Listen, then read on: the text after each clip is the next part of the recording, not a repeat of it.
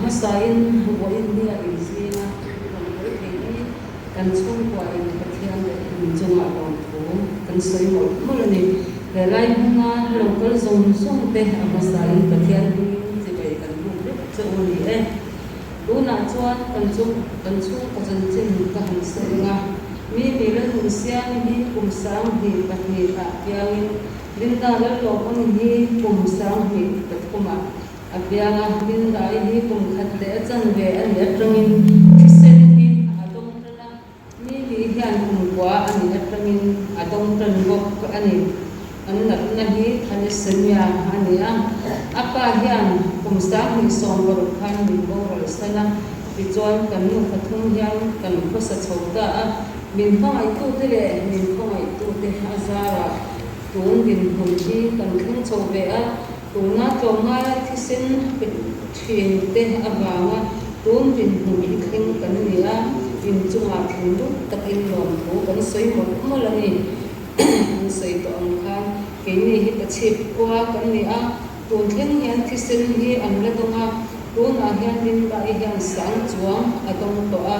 mi ni hian zo chuang atong to ko ni civil hospital lama umma khan kanin khai thina felkon civil hospital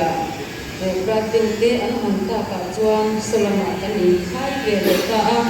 ama chuang salama pratinga thisen a lo chuang civil lama te kan balama chuang kan gera felkon kanin khai ve thina ni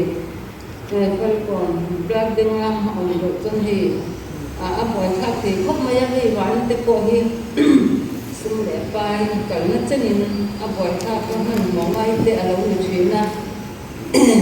tu gang chuan ni am school ka tan chuan boy ta ka om ni ki sen ngor hi a thon ni min te ma se a sen so a ne hi a tam de khop maya chu ni ya pui ka dua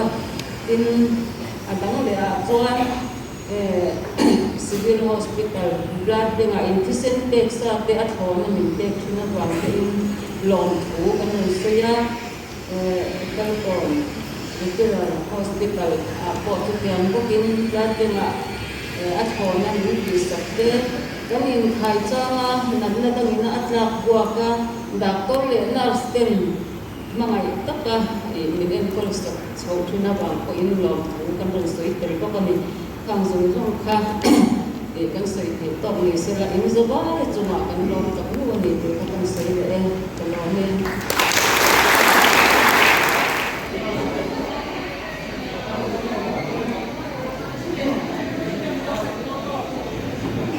Di phan thalang te kan zo fela refreshment te a shur sa min an lo ni